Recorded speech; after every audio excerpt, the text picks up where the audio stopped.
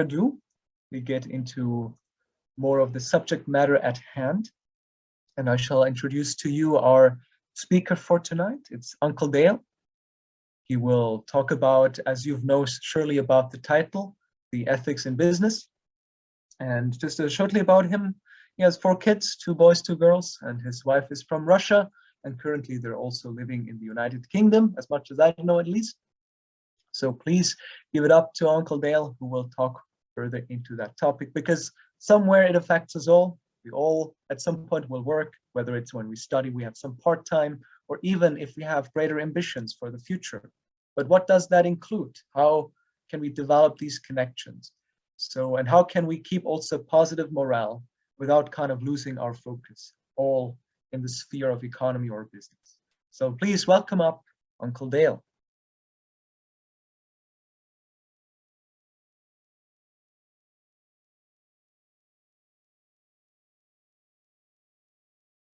The floor is yours.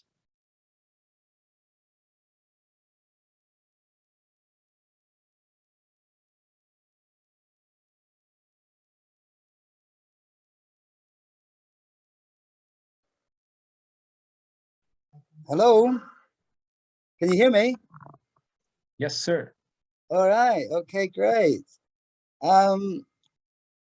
Yeah, evening everyone. It's great to be with you. My name is Dale Rose, and yes, I'm from the UK. I've been invited to speak about business, which is my passion. But just to say, I'm very impressed that some of you knew the music from my days. I'm an 80s kid, and 80s music was my thing. So a lot of tunes I remembered there. I'm happy to be with you because I feel that our story is something which is given to us for other people. So I'm always passionate to share how God is working, how if you live by a certain group of laws and rules, you can gain great success. So hands up, who wants to be successful? Don't be shy. Hands up. Oh, some people got 2 hands up. That's great. Sometimes we're shy about these things. I was sitting in a Subway yesterday, Subway fast food, and a neighbor behind me on their table, they were saying, "Oh, the rich people don't go to Subway. Rich people they go to Marks and Spencer's, this fancy shop." And I was thinking, I guess we're kind of rich now.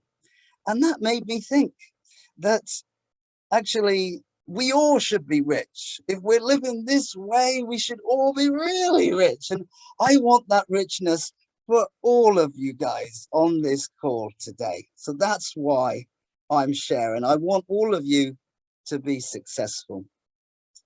So Reverend Moon, our founder, was a great man of God. Yeah, he was an incredible person, and his wife, of course, who's still with us. They were incredible people, but also something often people forget is that they were really successful business people. Whatever they touched was successful. They weren't just spiritually amazing, right? But they were substantially successful. So they needed money to run all the campaigns, to try and change society, to try and change this fallen world. Right? So surely this means that we also are supposed to be successful. It's not just for others to be successful. Surely we're supposed to be successful too. And if God is love, then God wants me to be successful. So from early days in the movement, I truly believe that if we were internally right with God, the external manifestation of that would be that God would take care of us, that we would be successful, right? Substantial fruit would grow, right? It wasn't just something for other people, it was actually something for us.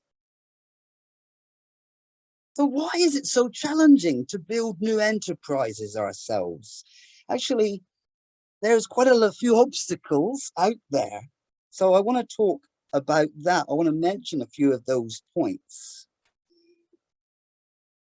Our teaching, the divine principle, though, shows mankind a new path and a new way of life, but also a new way of business to create financial success. So this isn't different than our spiritual life. It's an extension of our spiritual life. If we're living according to the right rules, then God can bless us. God can be with us. This is what I've understood, but it's not anything new. Yeah, the Mormons are very successful business people. Yeah, I was in Utah in America, and one of the richest states in America.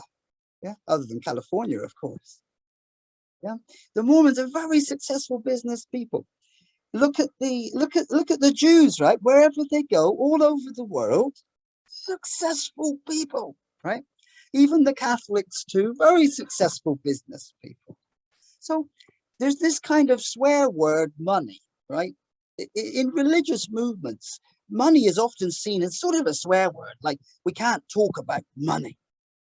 But what's really the key is not money, it's what we want to do with it.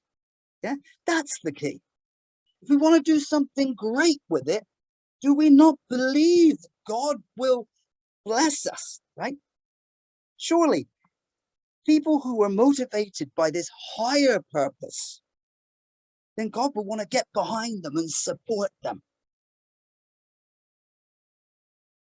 And this is what, we can see from the great religious founders, particularly our founders, Reverend and Mrs. Moon. They've got these incredible, beautiful goals to create an ideal world for all mankind. Even the miserable, suffering, difficult people in difficult situations, they have this beautiful idea. Even the criminals, that God wants to bless all of these people. So if we have this kind of beautiful, amazing vision and this incredible goal, then God can work. I know a family in America who's been very successful. They had a dream. They had like a vision. They wanted to make a big change amongst young people. They had this idea to create pure young people and to help educate young people to overcome pornography and impurity in relationships and build beautiful, strong marriages. Would God support that? What do you think? Would God want to support that? Oh, of course, right? So God got right behind them, and suddenly their business was making $2.5 million a year. The turnover was booming, right? So it's not some random formula here. They had this beautiful goal. They didn't know how to do it, but God gave them the money to create this purity program called High Noon in America, right? That now inspires and touches the lives of thousands of people all over the world.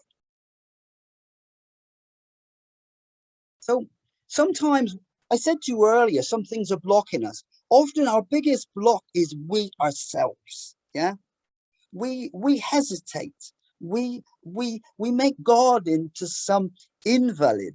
You know this word invalid, like disabled. How could God help me, right? We say to ourselves, we're so limited. Moses was the same, right? Moses said, oh, but how can I do this? How can I lead? We just heard the music there from Prince of Egypt, right? Right?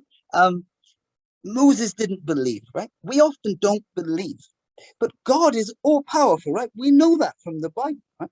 So if we believe and step out, we need to make that first step. That's really important, to believe and step out and allow God to work.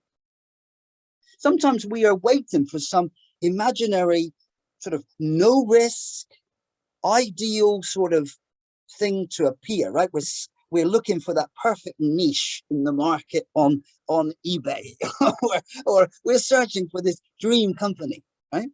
But actually, we need to step out first with faith, and then, you know, a lot of people think that if I'm fully qualified, if I am master this, doctor this, then finally, it's a big thing I hear often these days.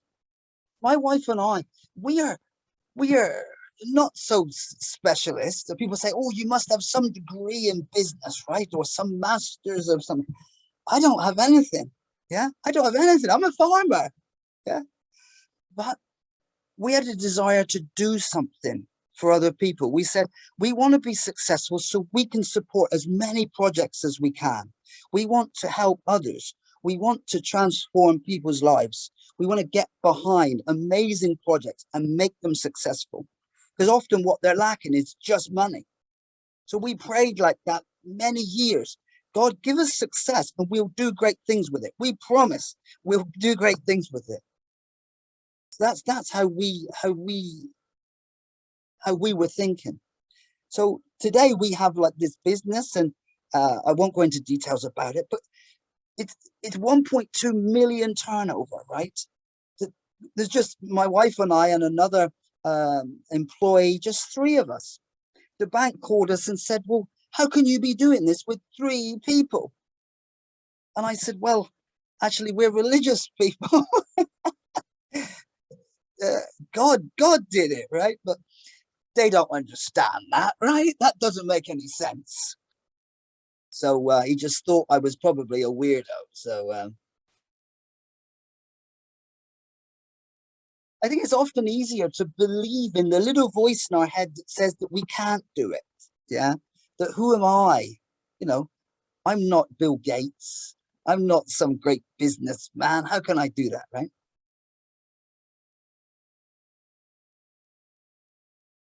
But we've got our challenges. I can't say that it's not, but I know that God will guide us through them, right? We our business is based on Russia and Ukraine. That's where we buy our products, in Russia and Ukraine. So, ooh, tough business. But actually, you know, God will guide.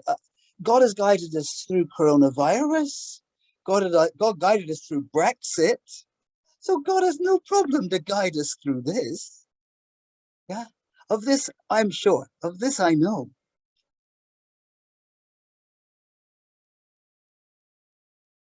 So what we need then is not really just good luck or some great qualifications. What we need is heavenly fortune. We need to be right with God. And then money will run after us. I love these words from our founder, Reverend Moon. He said, if you've got the right motivation, then money will run after you. That really inspires me. That's a beautiful saying, because it's like people out there, millions of people, billions of people are trying to get rich, right? They're trying to get money. They're chasing that money with every minute of their day. Yet, if we live the right way, if we live by heavenly law, if we think about a higher purpose than ourselves, then money will chase after us. That's amazing. That's incredible, isn't it? Right? If you're planning to do something great, then God will be with you.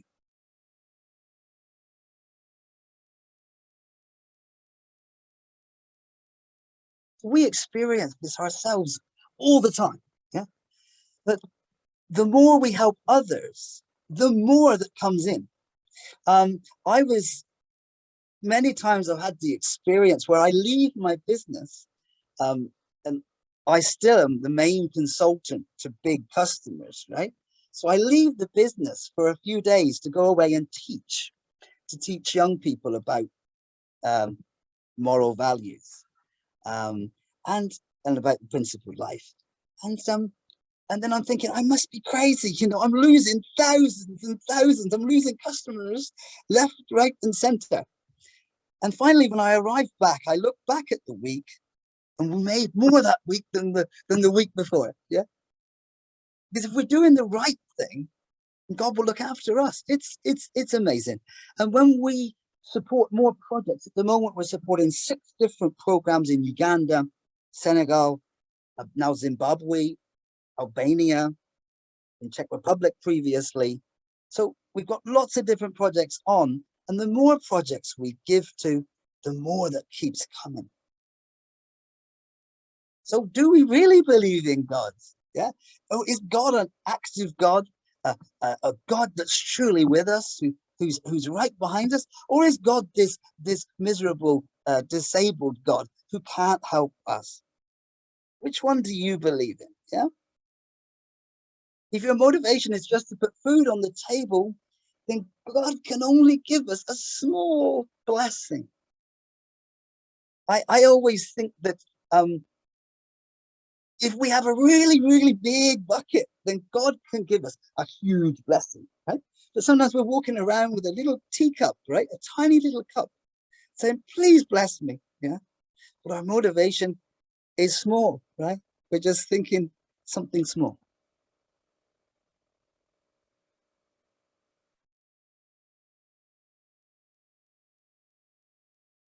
So many people say to me, I just want a good pension, right?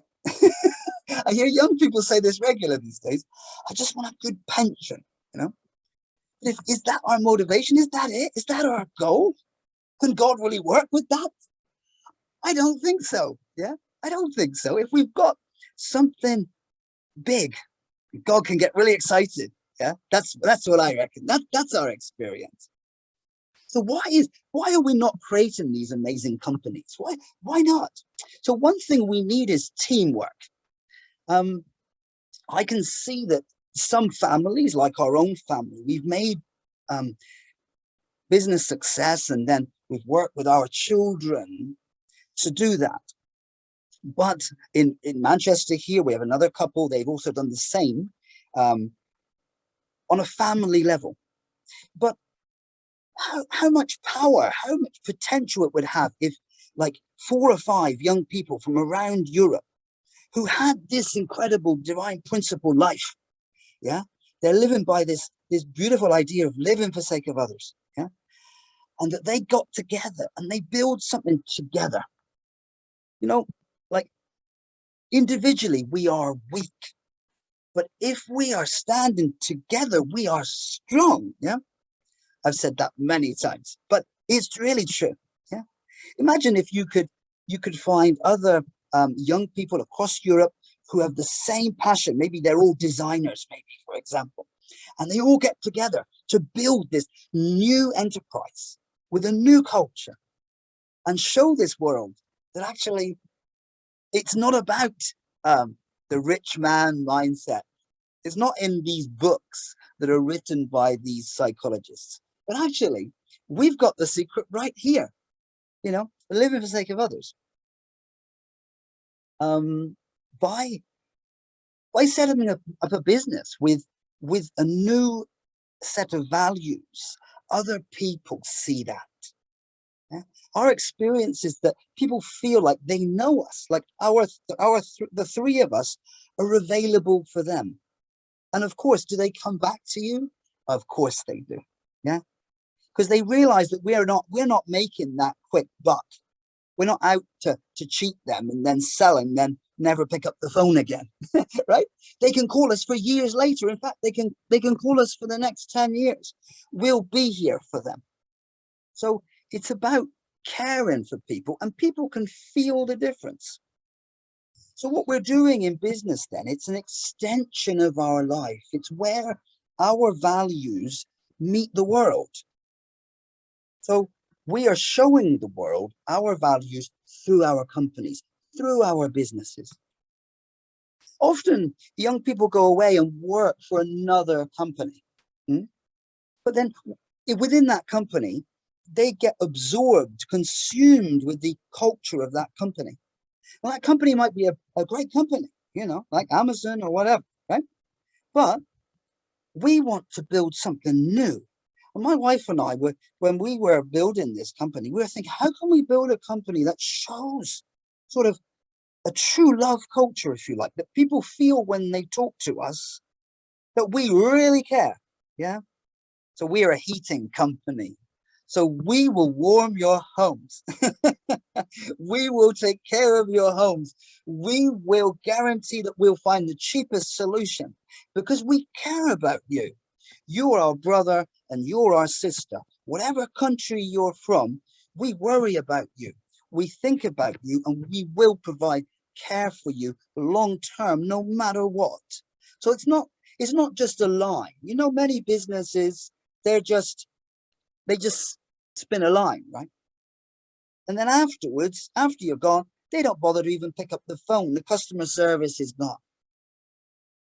But we want to be there. A lot of our customers are older people, and we try and treat them like our grandparents. We constantly mention this in our business, that we want them to be like our grandparents, like that we are caring for them on that level.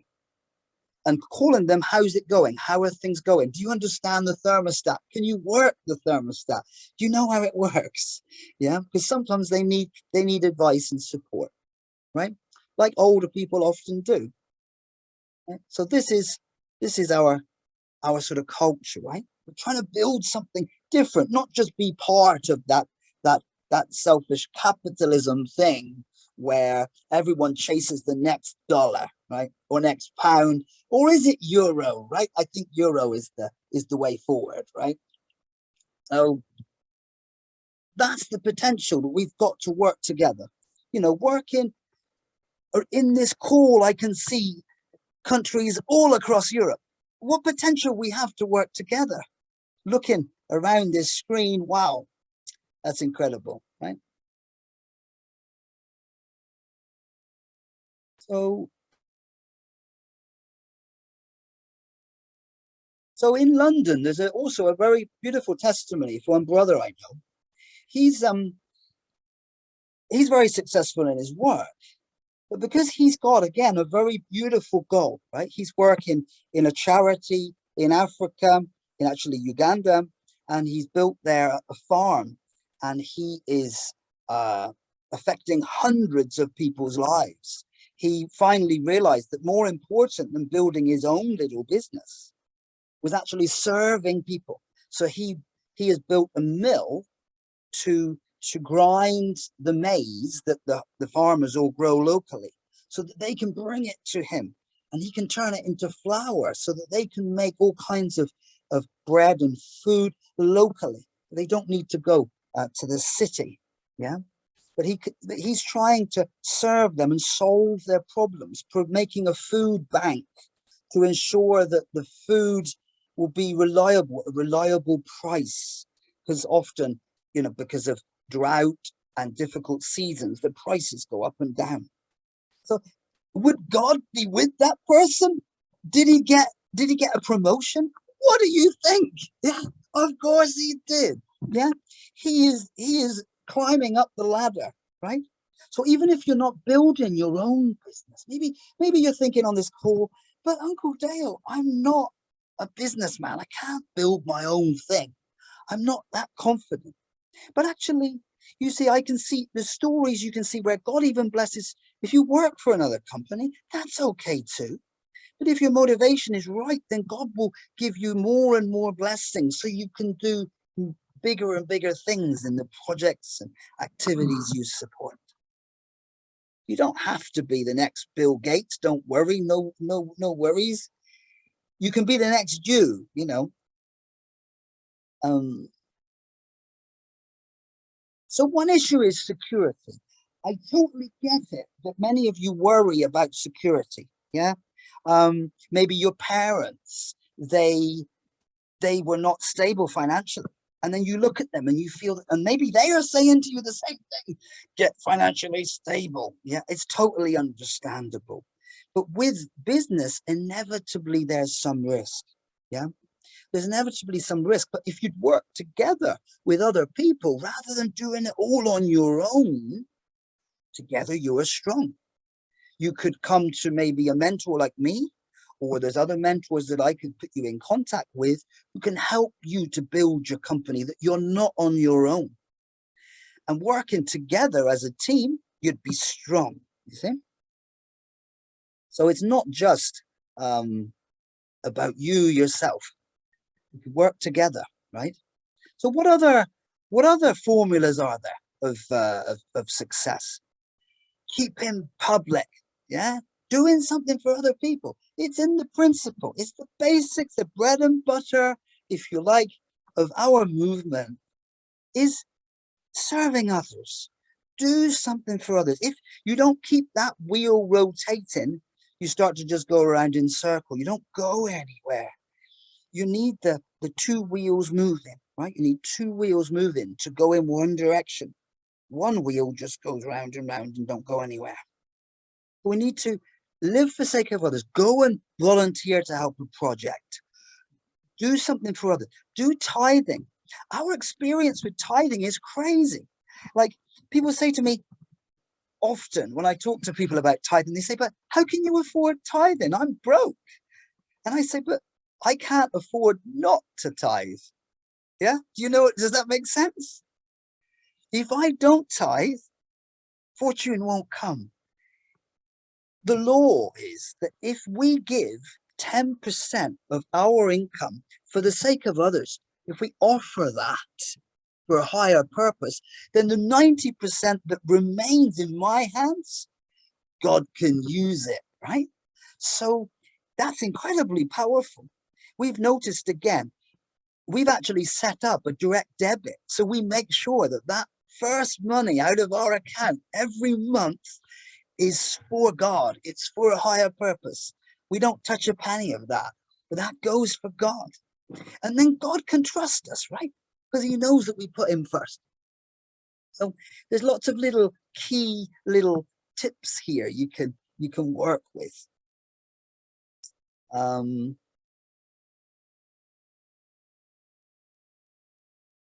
So then, yeah, so many people are successful. Well, why not us? That's what I was always saying. I lived in America 10 years and I met a lot of successful people. I was always thinking, one day that's going to be me. Yeah. That's going to be me. Yeah. So in conclusion, then, it's not about just having a rich man's mindset or a rich woman's mindset. It's about getting heavenly fortune by living the right way. Yeah. About having big dreams. Yeah. If you've got big dreams, God will bless them. Yeah. If those dreams, another beautiful word that I love from Father Moon is that if you worry about what God's worrying about, God will worry about you. That's amazing, isn't it? Yeah. We think, will God work? Of course, God will work, right? When he sees his son and his daughter bringing joy to him. And when I look at my children, right, when I see them resembling the beautiful things in my wife and I, we want to go and hug them, right? We want to go and give them a big kiss, right? Because these guys are such a joy to see. So God's the same with us, guys, that if we're doing great things in his name for the sake of others, then he wants to be with us. Also, finally, that money will chase after us. Wow, that's amazing, right? That money would not, we don't need to chase money. Yeah.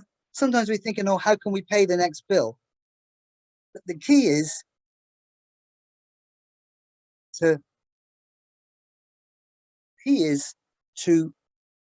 find the right way of life and the right motivation. Our motivation is right, then God will be with us and we'll be successful in whatever we do, whether that is at university, because why you want to be a doctor, or why you want to be a lawyer. Yeah, the why is the important point, not so much the process or exactly your qualifications or exactly the process, but where you're going, what's your vision, and why you want to do it. God works through our motivation, and then blessings will come. So, sorry, there's a lot more I could say, but I just wanted to try and keep it short in a nutshell. So yeah, thanks very much, and God bless you. Thank you. Please give it up to Uncle Dale. Thank you very, very much. It was, yeah, especially for me, I'm really interested in these types of things. And I hope, as I see also some reactions, and also the questions, we received many questions actually for you, Uncle Dale. And what really kind of inspired me, or what I really kind of, what you've mentioned, I found very profound, is that like if one just chases money, that doesn't truly lead you to success. But if you have that deeper motivation, if you really want to do something great that kind of goes beyond something materialistic, but rather something transcendental, something within, then there's the true success within. So I found it a really beautiful point, and so many others. I believe that for many young people especially, should be also much greater of a matter nowadays. Yeah. So we have now our Q&A session. As I've just mentioned, we have quite an amount of questions. So I'll just get right into the first one that I've received somewhere from the top. No. So the first question is, what if my company has high ideals, but it is not supporting my needs? Yeah, we shouldn't worry too much. My wife and I, we began with just £300. I remember still, we were missionaries for 20 years, and we only had a few £100 at the beginning. But I think worry is natural, but faith, business is like an act of faith, that we believe that it's a substantial step. Sometimes we're stepping out into the unknown. And yes, those first years were tight. I can't say that we were rolling in money or we had lots of property at that time. But yeah, there's difficult times in the beginning, but God it will supply our needs eventually. The first thing, one point here that's important is, well, Americans call it a side hustle. So I was working for our movement and I was employed, so I had a certain income. I wouldn't recommend risking everything and putting it on the line. Uncle Dale said, have absolute faith, and I am. So do be careful there. I did it as a side hustle in the beginning, and we had a few different little businesses where we failed, and we got up and we learned. But then afterwards, we started to learn that we didn't need to just follow these other businessmen. We just need to practice principle. We just needed to live for the sake of others, get our, as we say in England, get our ducks in line. If we live by the right rules, we do tithing, we serve other people, we support other projects, help other people first, then success will come. But don't put all your eggs in one basket initially. We need to be wise there. If it's not supporting our needs, maybe we need to get a part-time job to support initially while it's growing. There's a growing time period initially, always, in every business. Amazing. Thank you. Also about the failing part, I think this is also quite crucial. Just because you maybe fail once doesn't mean that you just have to give up on anything, right? So I think that's also a great point that you've made. Yeah, definitely. So now to the next question, which kind of can connect to your ending as well, kind of how to get balance between spirituality and business. That's my favorite topic. In Scotland recently, I gave this exact presentation. Yeah, it is really, they go hand in hand. So if you pray 24 hours a day and don't get on the phone to your customers, nothing's going to happen, I guarantee. So yeah, we've got to have the right balance. Of course, we need to pray to find the right path, but we've got to act. Inevitably, if we don't work hard, God can't work. God needs to see our investment. If we sit back and just trust God, that's not going to work. We have to work hard. We have to invest. We have to find the right formula and the gap in the market and so on and so forth. But again, the foundation of our house that's more important than the actual house itself. The house will fall down if the foundations are not deep and solid. We need to maintain a foundation, if you like, of faith. Our own prayer life, our hundoke, which is like reading religious words, keeping ourselves spiritually clear. Sometimes, like you said, Michael, it's easy just to chase money, and a lot of people get caught by that. But God can't work if there's no difference. There's got to be difference between me and the next person. For God to support me, I've got to be spiritually higher, right? I've got to have a higher motivation. I'm not just putting food on the table, right? If that's our motivation, then God can't work with that. Oh, thank you. Yeah, I think so far you're really inspiring to me, Uncle Dale. Actually, also what you say and your contact. And that's why, like, one of our kind of listeners kind of has a very interesting question also personally to you. Do you have any well-known businessman or entrepreneur who you like, whose life is inspiring to you? Yeah, I do read about other entrepreneurs, I must say. I mean, Bill Gates is probably the person who inspires me a lot. I don't say everything he does is amazing, right?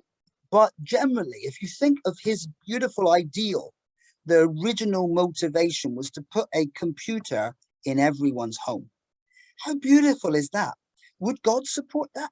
Of course, even though maybe he's not a truly religious person so much, but that dream, that vision to try and transform people's lives, if God is good, God would surely support that.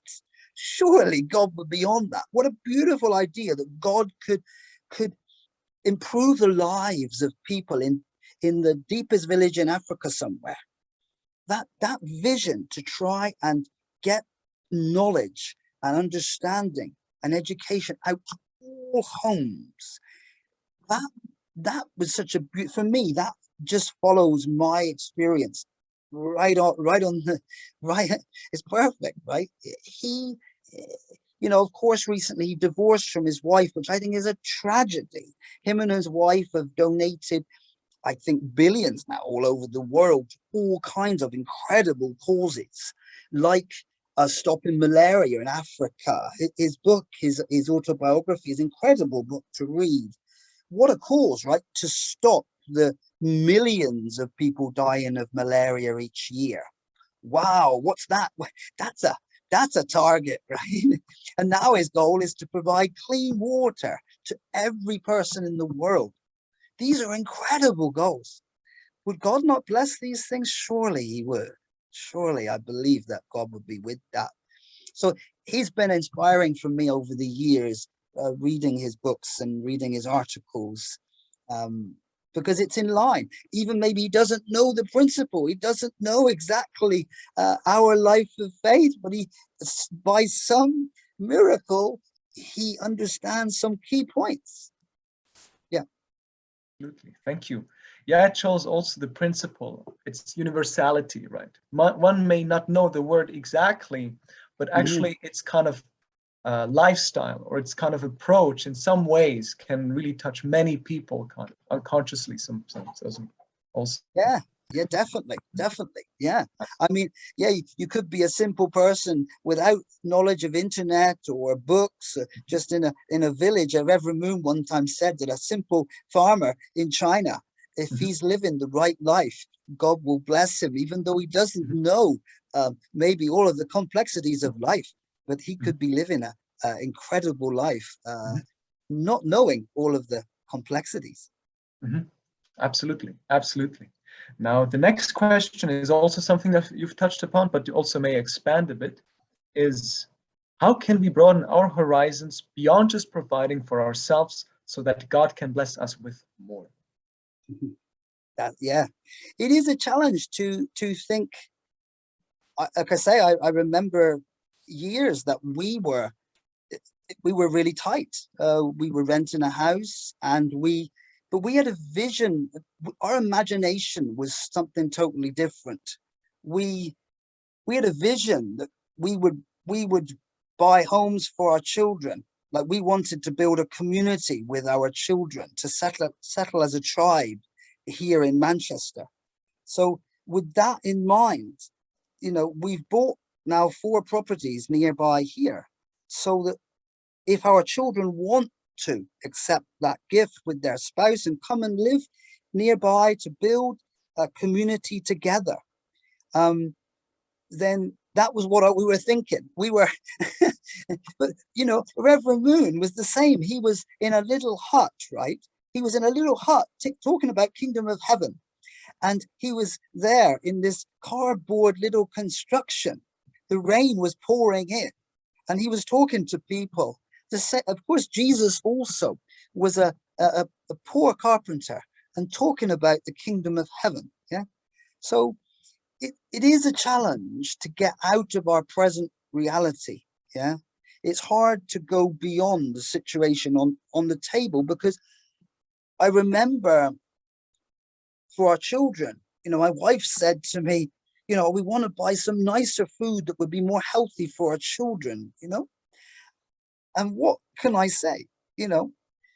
Just have faith. It's not enough, right? It's not enough. But we worked hard, but kept those dreams alive. Looking around this screen, I see so many young people here. We need to keep our dreams alive. We need to keep hold of those things. Sometimes, one time my mother said to me, Dale, you should be a lot more realistic and get a job in Tesco. Tesco's a little supermarket in the UK. And she said, well, you don't have much education. You don't have much, real, understanding of complicated things. So just be humble and work stacking shelves. And I thought about that. It was my mum, right? So I thought, maybe she's right. And then I prayed about it, and I thought, God's got a bigger plan. God has a bigger plan. So somehow we need to hold on to those dreams, those goals, and not let go, even though in the reality, yes, we're struggling to pay the rent. We're struggling to give a good life for our children. But don't let go of those dreams. Yeah, thank you. Kind of reminded me a bit of my brother, because he's also in a smaller shop now working, but he's also a man of vision. So he always thinks, okay, I have to get in and get out every day, or like almost every day. But still, like, he has still his vision and tries to side hustle as well, even though there's definitely struggling moments. And also, speaking of these types of struggles, kind of also towards success, we have our next question, which is about, why do selfish companies thrive well and some altruistic companies struggle? Yeah, I've also thought a lot about this. I mean, I think the answer to that is not a perfect answer, but we can't always see what's happening behind these companies. Sometimes there might be God's hand in that God needs that to be successful, to make way for something else. So sometimes we prejudge a situation based on how we look at it. But of course, in these, what we call, if you like, many religions call the last days, it's a complicated time where selfish people are battling with righteous people. So it is difficult in a selfish world to be successful, because if I drop my guard, people will take advantage of me. Yeah. My wife is purchasing from Russia and Ukraine and Eastern Europe and all across various companies. And being a woman, I can see men taking advantage of her. I'm saying to her, don't give in to this. Don't give in to that. They're trying to take advantage. It is difficult for sure in a, if you like, a non-principled world to keep your value, because like exactly as the question. I thank you for the question, whoever asked it. I think it's the biggest difficulty we all face, trying to live a higher life with a morality that transcends the reality that I'm living surrounded by. Yeah. I think when you go out and work in a company where it looks like those who are aggressive and selfish seem to get the promotions, it may look like they are successful, but at the end of the day, what matters is how we are in front of God. Yeah. I mean, I know that might sound corny or a cheap answer, but what matters is how God sees us. Of course, how other people see us. We might look over the fence and see what the neighbor's doing and think, oh, they bought a new car. Oh, they must be doing right. But actually, at the end of the day, if we are truly doing the right thing, we will be successful. And our companies will, I truly believe that principled companies will step forward, and finally we will win over the selfish companies who are taking advantage of the elderly or the weak or the unwise. So I totally sympathize with your question, but we need to have faith in what we're doing in our vision. I'm getting some more questions actually, but yeah, I think we can conclude with this final question. Sorry, Lawrence, or maybe I can add it and maybe we can see. But the final question that I would ask you, also kind of connecting with success itself, is like, when can you say that a business is successful? For us, I feel that being able to support and see other projects and activities grow.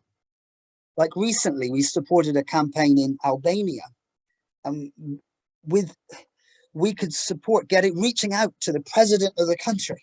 We could organize a campaign where they were on the streets, thousands of people, and we could get to reach to the president of the country.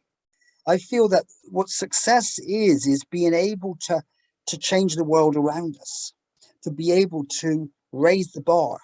I think if we can't do that around us, maybe we can do that together in teamwork with other countries. We're working quite closely with Albanian leadership there. But I feel that in teamwork with others, I often feel that I've always been able to make money, whatever kind of business I've touched, I've always been able to make money. But actually, success is to turn that money into result. For my wife and I, we want to see real beautiful things growing. Like if we have money already, we could retire if you like. Honestly, we've got now 6 properties. We could just retire and live on the rent. But we want to find a project like that family in America who growing up this beautiful program to transform the lives of our young couples across the world. We also want to find exactly that project. At the moment, we feel very excited about what's happening in Albania. But simply the answer is to make a result, to make a difference. From the age of 15 or 16, I always wanted to make a difference. And to be able to make a difference in people's lives, I think that would be a real success. Awesome. Thank you very much, Uncle Dale, also for answering all those questions. It was You're really welcome. nice. Yeah, definitely. No, thank you very much. We had really like so many questions, even some came in, but we have some time in between. But again, give it up to Uncle Dale for his really like great effort for us to kind of get deeper into this idea, ethical business.